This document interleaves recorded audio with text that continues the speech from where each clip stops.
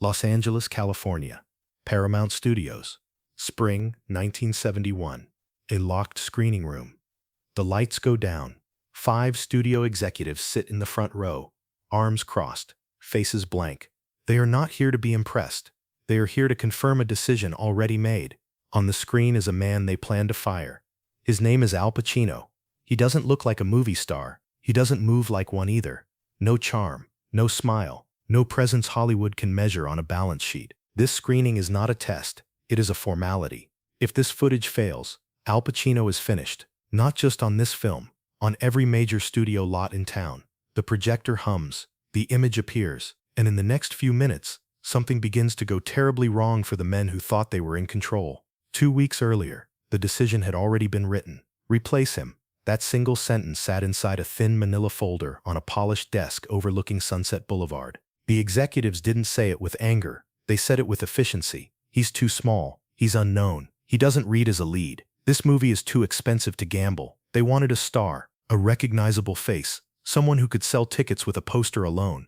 Al Pacino could not do that. Francis Ford Coppola could feel the pressure tightening every day. The studio was nervous. The budget was slipping. The tone was darker than expected. And worst of all, the lead actor didn't look like power. Pacino knew something was wrong before anyone told him. In Hollywood, news travels faster through silence than words. People stopped making eye contact. Conversations ended when he entered rooms. Assistants whispered, then smiled too quickly. Finally, a casting coordinator pulled him aside near a soundstage, voice low. "They're meeting other actors," she said. "Big names." Pacino nodded. He didn't ask who. He didn't argue. Actors who argue get remembered for the wrong reasons. That night, he sat alone in his small apartment, script open but unread. He wasn't studying lines. He was thinking about something more dangerous. Michael Corleone, a man who doesn't want power, a man who understands violence, a man who becomes something colder than anyone expects. Pacino understood him instinctively, not as a performance, but as a transformation. The studio didn't see that, so they scheduled a review, a polite word, a lethal one. The set was closed. The crew moved carefully, as if sound itself might offend someone important. Near the monitors stood the executives, jackets on, ties straight, expressions guarded. This was not a creative meeting. This was a verdict. Pacino stepped onto the set and felt the weight immediately. No warmth, no encouragement, just observation. Coppola stood near the camera. He didn't smile. He gave Pacino a brief nod. Nothing more. Action. The scene was simple. Conversation. Polite words. Subtext buried underneath. Pacino played it restrained, controlled, almost invisible. The executives leaned forward. This was what they wanted to see fail. Then came the silence. A pause that wasn't written into the script. 1 second. 2, 3. In that pause, the room shifted. Crew members froze. The air felt thicker. Someone near the monitors shifted uncomfortably. Pacino finally spoke, but softly. Too softly for a man supposed to be weak. His eyes told a different story. They were calm, measuring, already removed from the room. Cut. No reaction. One executive leaned toward another and whispered, careless, confident, "I don't see it." Pacino heard him. Coppola heard him. Pacino didn't react. He simply asked, quietly, "May we go again?" "Again," an executive said, distracted. "But give us more. More." The word people use when they don't understand what they're missing. The second take was different. Pacino didn't raise his voice. He didn't expand his gestures. He shrank them. Every movement became deliberate. Every glance carried calculation. Michael Corleone was no longer passive. He was waiting. The camera captured it immediately. This wasn't an actor trying to impress. This was a man becoming dangerous in real time. Cut. Silence again. This time, it felt heavier. One executive frowned, not in disappointment, but confusion. "Play it back," someone said. They watched. Once. Twice. On the third viewing, the loudest man in the room stopped tapping his pen.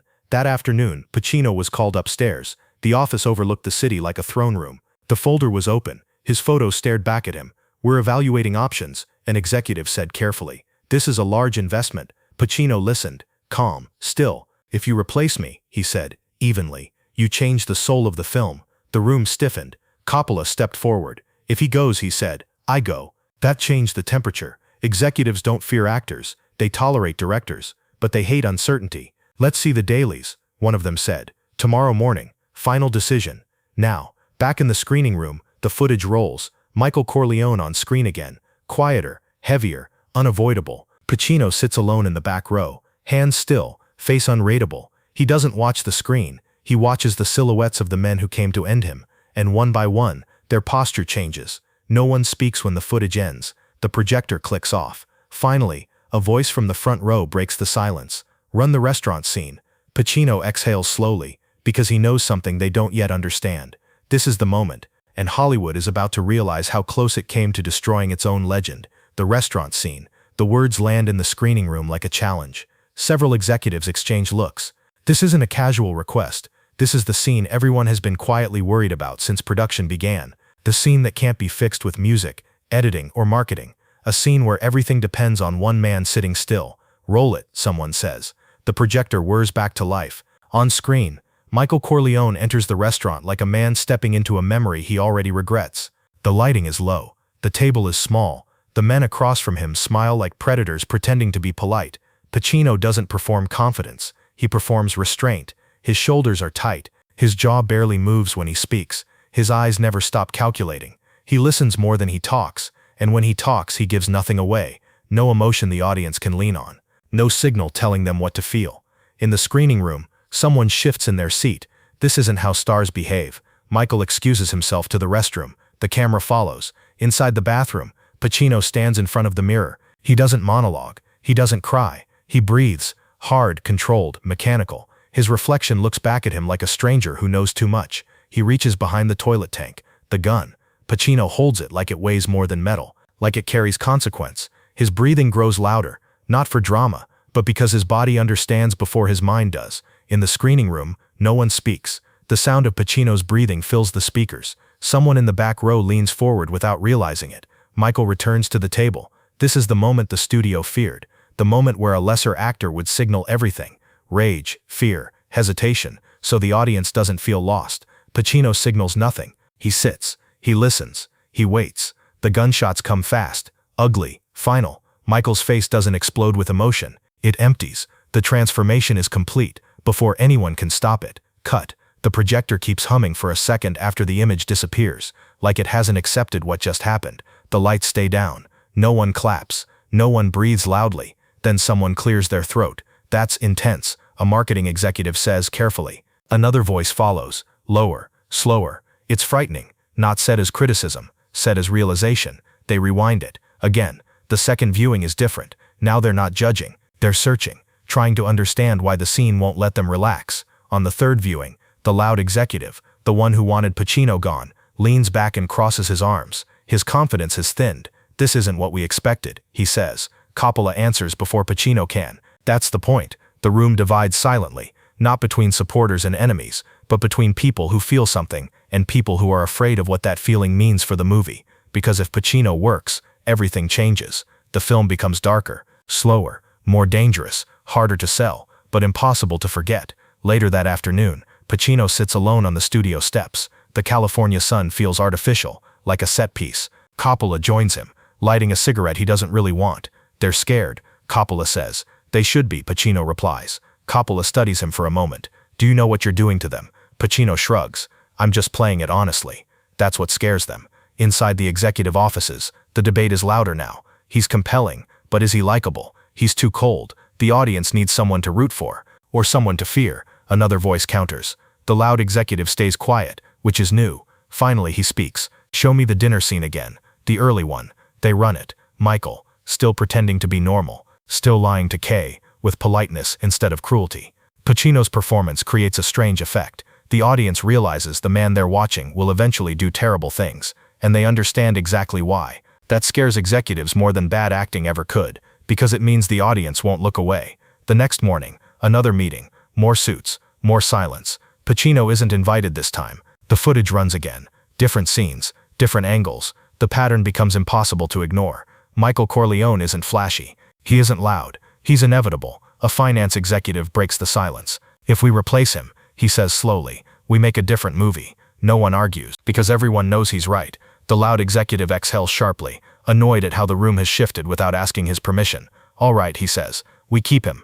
But if this picture fails, it won't, Coppola says, cutting him off. The executive glares, but doesn't push. The decision has slipped out of his hands. Hollywood doesn't like admitting when it's wrong. It prefers to pretend it planned everything. Pacino finds out that afternoon. No ceremony, no apology, just a call. They're moving forward, Coppola says. You're safe. Pacino closes his eyes for a moment. He doesn't smile. Thank you, he says. After the call ends, he sits quietly. The relief comes slowly, like circulation returning to a limb that's been cut off too long. He knows this isn't a victory. It's a warning.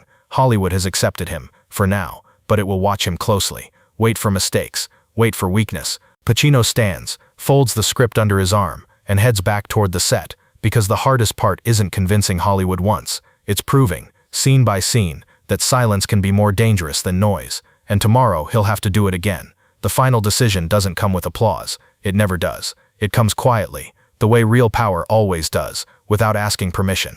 2 days after the screening, the studio calls another meeting. This one is smaller. No marketing, no casting assistants, just executives, Coppola and the numbers, budgets, schedules, risk assessments. Pacino's name is no longer followed by question marks. It's followed by silence. One executive clears his throat.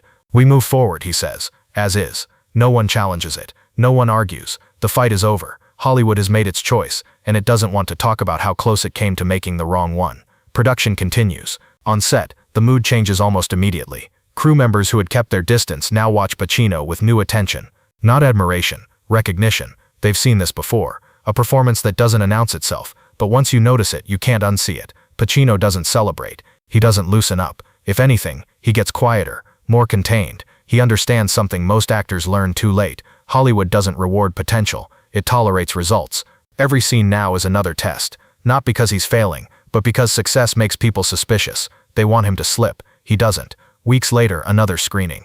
This time it isn't about survival. It's about confirmation.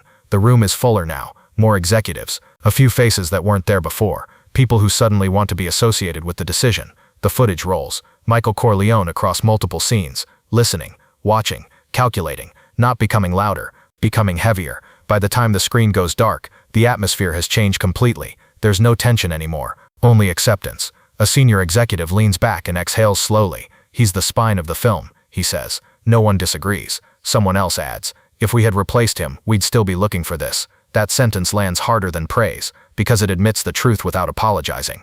When The Godfather finally premieres, Hollywood reacts the way it always does when it's been proven wrong. It pretends it knew all along.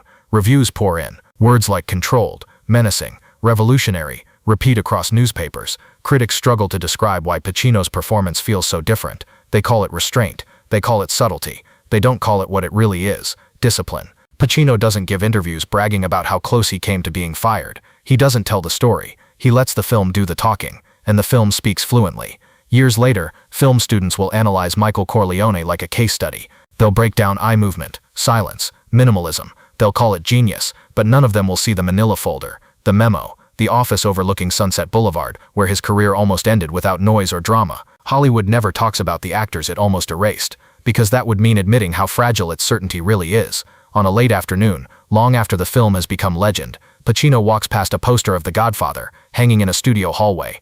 His name is larger now, bold, permanent. Someone stops him and says, "You were born for that role." Pacino nods politely and keeps walking. He knows the truth. He wasn't born for it. He survived it. He survived the silence, the doubt, the rooms where decisions are made before you speak, and in doing so, he changed the way power could look on screen forever. Not loud, not flashy, but inevitable.